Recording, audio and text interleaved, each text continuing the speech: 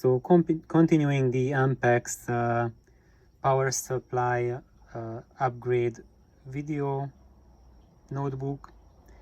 So what I had currently was a C1 RC2, so that's my power supply right now, and this is feeding the power tubes, the 807s, and I'm going to change that for 85 ohm resistor to a 0.3 Henry choke, and it has a DCR of 10 ohms, so it's going to make it much faster. However, my C1 is 40 microfarads, so this is 40, and the C2 is 100 microfarads.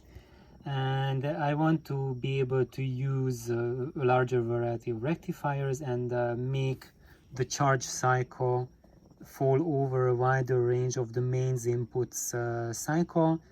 And for that I'm going to change the C1 to a 20 microfarad one.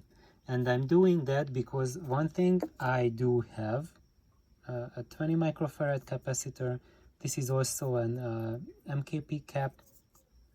It's a V-shaped DC-link capacitor, 20 microfarad, 700 volts rated, and it's going to see almost 700 volts during the startup, and during normal duty cycle it will see like an average of probably up to like 640 volts input. So having a 700 volts is good.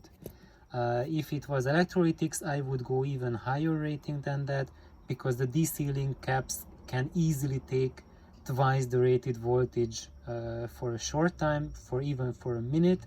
So if I throw 1.4 kilovolts at this during startup, it's a piece of cake for this capacitor. But if it would be an electrolytic, it would be really screaming and smoking and blowing up.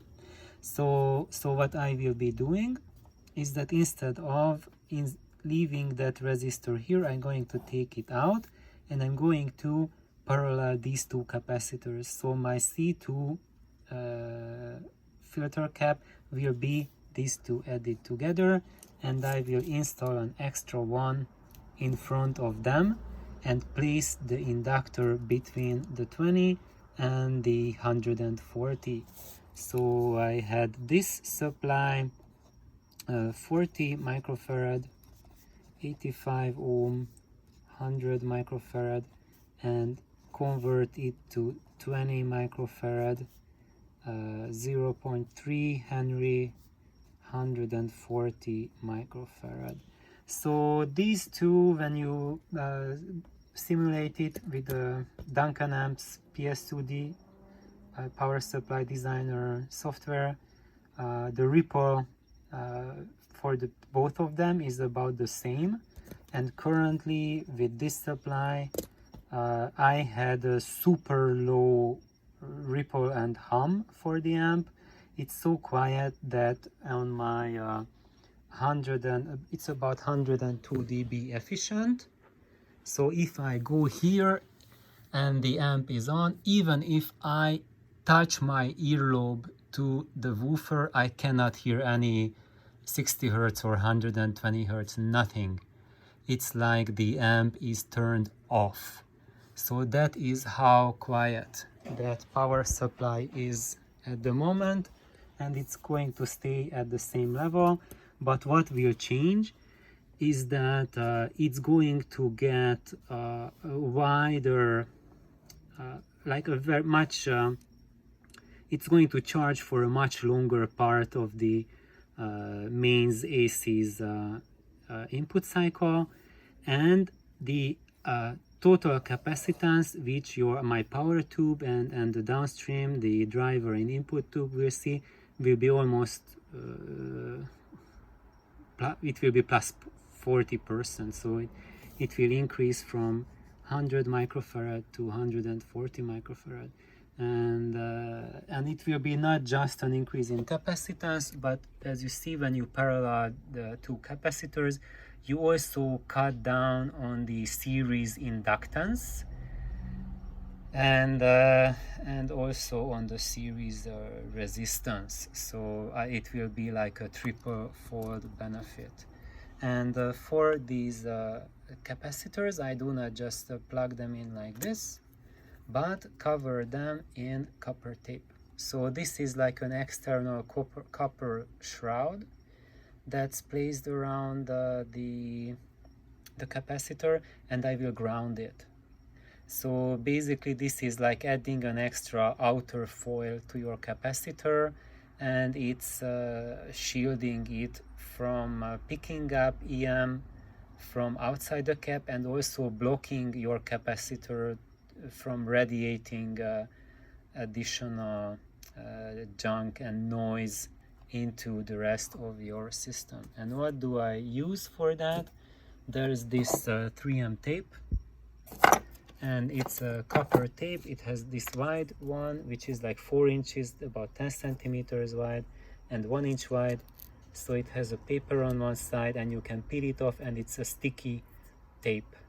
And it's very nice copper, and it's a self-adhesive, and the adhesive is conductive, so you have to be careful with that. And after I wrap it around the cap, then I solder the ends together, so it has an electrical continuity. So when you add like a copper screen for any of your devices, make sure to solder the ends, because that's going to increase the efficiency tremendously. I'm doing the same thing for the choke as well. So this is the naked choke, and this is the one that has the extra copper shroud added, and underneath this, because here you see the this is the bare end of the coil. So here, if you add to the sides, when you add some copper tape here, it's not a problem, because the case is already grounded, already insulated. But here you are really dangerously close to the coils, and your voltage insulation is not that much. So instead of just placing it on top of the coil, I added a layer of electrical tape. It's a glass cloth. So this is not your usual black electrician's tape, which is junk, and you should never ever use it for audio, because it tremendously pulls down the sound quality. This is something that's actually used in microwaves. So when you pull out your microwave transformer to use for your project, just think about it and notice that white tape that they use to insulate it. And this is a special tape that's one, electrically insulating, and two, is heat resistant. So I always keep some and use it because it can survive extreme temperatures. That's why it's used in microwaves. So I placed some of the tape here, and then put the copper around it, and then solder them together. Unfortunately, I ripped it here, but don't worry, if you rip it, then I just added some solder to make continuity for the copper. And here we go. This will be our next step. I'm changing the filament transformer as well in the next log.